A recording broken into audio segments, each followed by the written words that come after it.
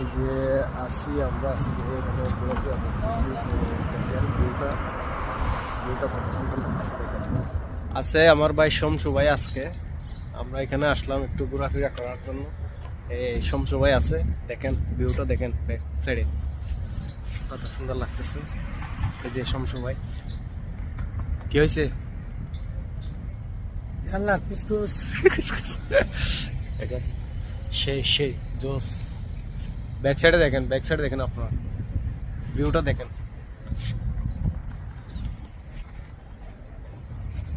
ভিউটা জোস। এই যে ভিউ দেখেন জোস।